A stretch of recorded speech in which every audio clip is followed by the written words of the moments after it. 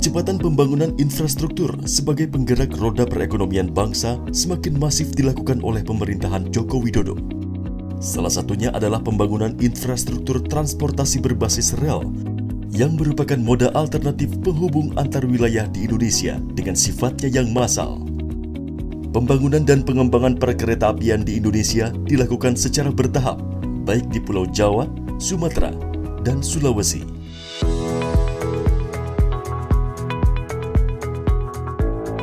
Khususnya di Pulau Jawa yang terus mengalami peningkatan jumlah penduduk yang signifikan setiap tahunnya. Kebutuhan transportasi massal berbasis rel adalah satu keniscayaan. Salah satu pembangunan yang telah selesai dikerjakan adalah elektrifikasi jalur kereta api koridor Yogyakarta-Solo. Dengan elektrifikasi ini, maka layanan kereta yang digunakan bisa menggunakan KRL. Ada 3 item utama pelaksanaan kegiatan KRL Jogja-Solo ini, yaitu pertama adalah pembangunan gardu traksi sebanyak 8 titik. Ini fungsinya untuk merubah arus daya dari PLN agar sesuai dengan spesifikasi kebutuhan dari sarana KRL. Kedua yaitu pembangunan listrik aliran atas. Ini merupakan tantangan di dalam pelaksanaan pembangunan KRL ini karena pelaksanaan pekerjaan sepanjang 60 km dilakukan pada jalur kereta api yang aktif. Item pekerjaan ketiga adalah track layout dan penggantian persinyalan di Lempuyangan dan Yogyakarta. Dengan selesainya pembangunan, tahapan berikutnya adalah dilakukan pengujian prasarana dan safety assessment. Tahapan ini untuk memastikan bahwa prasarana dan sarana yang akan digunakan terintegrasi dengan baik dan memenuhi aspek keselamatan yang ditentukan oleh Kementerian Perhubungan. Mudah-mudahan dengan dioperasionalkan KRL Jogja-Solo ini dapat mendukung mobilitas masyarakat, khususnya di lintas Jogja-Solo, dan meningkatkan kinerja layanan Paramek yang sudah beroperasi dari tahun-tahun sebelumnya. Dalam sehari, terdapat 20 perjalanan KRL Yogya-Solo dengan waktu tempuh perjalanan rata-rata 68 menit dan tarif Rp8.000. KRL Yogya-Solo melayani naik turun penumpang di 11 stasiun, yaitu Stasiun Yogyakarta, Stasiun Lempuyangan, Stasiun Maguwo, Stasiun Prambanan, Stasiun Serowot, Stasiun Klaten, Stasiun Ceper, Stasiun Delanggu, Stasiun Gawok, Stasiun Purwosari, dan Stasiun Solo Balapan. Dengan banyaknya stasiun yang makin dilewati, tentunya ini akan meningkatkan pelayanan kepada masyarakat. Karena masyarakat bisa langsung dari stasiun-stasiun mengakses kereta rel listrik. Pada tahun 2021 diproyeksikan akan mengangkut sekitar 6 juta penumpang, dan nanti pada tahun 2035 akan diangkut sekitar 29 juta orang.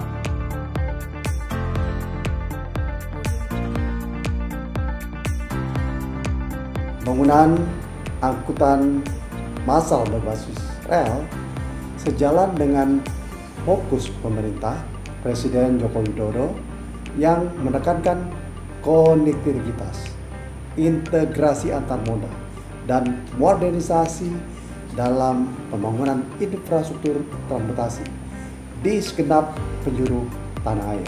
Begitu juga halnya dengan wilayah Jogja, Solo, dan sekitarnya.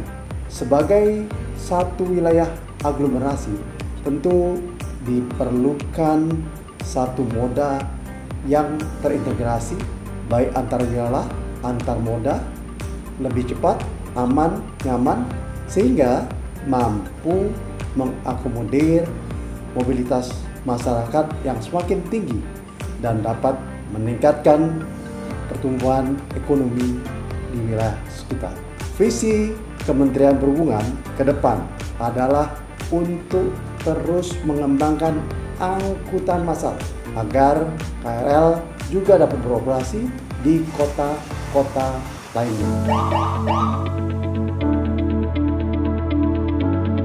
Tepat pada Senin tanggal 1 Maret 2021, Presiden Joko Widodo meresmikan KRL Yogya-Solo yang merupakan KRL pertama yang beroperasi di wilayah Yogyakarta dan Solo, Jawa Tengah. Kita harapkan ini bisa membantu baik mobilisasi orang maupun barang dari Jogja ke Solo, Solo ke Jogja, dan juga bisa meningkatkan pariwisata dan ekonomi kita. Dan dengan mengucap Bismillahirrahmanirrahim, hari ini saya resmikan kereta listrik lintas Yogyakarta Solo.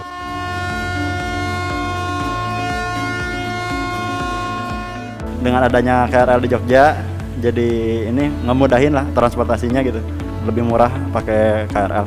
Kalau kurang lebih kebersihan dan kenyamanan serta untuk polisi KA-nya juga bagus ya, sudah nyaman semua. Lebih banyak rute yang bisa diikutin, jamnya lebih banyak daripada Paramex sebelumnya.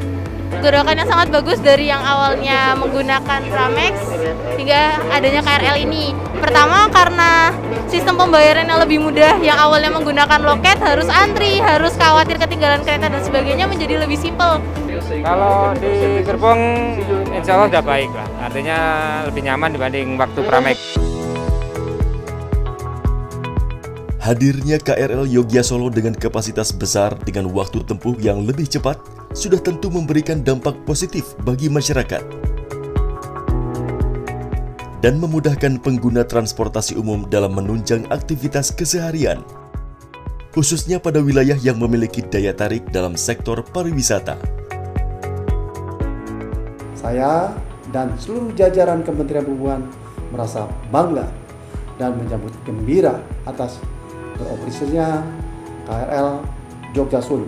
Semoga mobilitas masyarakat semakin lancar dan aman, perekonomian terus bertumbuh, menjadikan Indonesia makin maju.